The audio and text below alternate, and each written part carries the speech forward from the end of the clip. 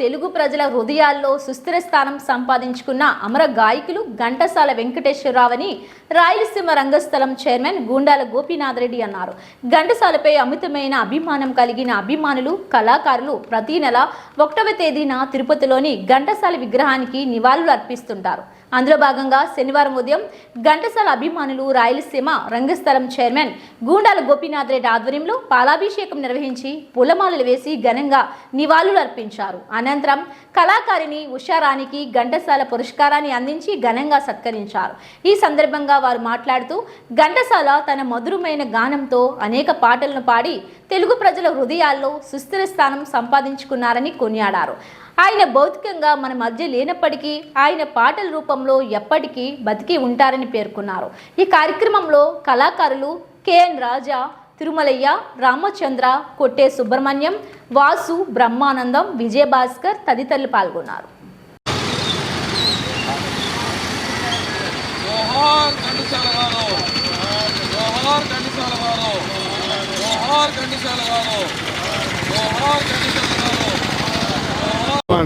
ఘంటసాల అభిమాని శ్రీమతి కె ఉషారాణి గారిని రాయలసీమ రంగస్థలి ఘనంగా సత్కరించి తమ అభిమతాన్ని తెలియజేసింది. ప్రజాగాయకుడు ఘంటసాల.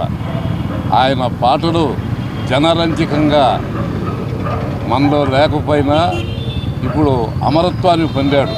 కానీ వారి పాటలు కూడా మనం ఇంకా వింటూనే ఉన్నాం. వారి పాటకు మాత్రం మరణం లేదు. ఇక్కడ వీయమహల్ కోటల్లో ఉండేటటువంటి ఘంటసాల విగ్రహానికి ప్రతి నెల 1వ తారీఖు రాయలసీమ రంగస్థలి కళాకారులంతా కలిసి గుండాల గోపీనాథ్ రెడ్డి నిర్వహణలో ఆయనకి ప్రతి నెల 1వ తారీఖు పాలాభిషేకం నిర్వహిస్తూ ఒక కళాకారుని సత్కరిస్తూ ఉన్నాం. ప్రతి నెల 1వ తేదీ కార్యక్రమంలో గూండాల గోపీనాథ్ నాయకత్వంలో ఈరోజు ఉషారాణి అనే అభిమానికి రాయలసీమ రంగస్థలము సన్మానించడం సంతోషించదగినాం. మధురగాయకుడైన ఘంటసాల ఆయన పాటలు భగవద్గీత కానీ, యుగల గీతం కానీ, భక్తి పాటలు కానీ జనరంజకమై ఆయన ఇక్కడంతా మన మనుషులంతా కూడా పాటల్లో ఆ రుచి చూపించాడు. ఆ గానగంధర్వుడు దేవతలకి ఈరోజు వినిపిస్తున్నాడు. ఆయన మరణం అనేది ఆయనకి మరణమే లేదు. మన గుండెల్లో, మన జీవితాలంతా కూడా ఆయన ఒక భాగమే ఉంటారు. ఇలాంటి పెద్దలు గోపీనాథ్ లాంటి వాళ్ళంతా కూడా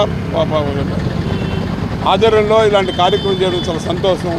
ఏదంటే చిన్న విషయం, అమర గాయకుడు అజారామరంగా ఆచంద్రార్కం వర్ధిల్లుతున్నటువంటి ఘంటసాల వెంకటేశ్వరరావు గారి కాశ్య విగ్రహానికి ప్రతి నెల 1వ తేదీన రాయలసీమ రంగస్థల కళాకారులు, స్థానిక కళాకారుల ఆధ్వర్యంలో గూండాల గోపీనాథ్ గారి ఆధ్వర్యంలో వారి కాశ్య విగ్రహానికి పాలాభిషేకం చేసి కళాకారులను సన్మానించడం ఆనవాయితీగా పెట్టుకున్నారు.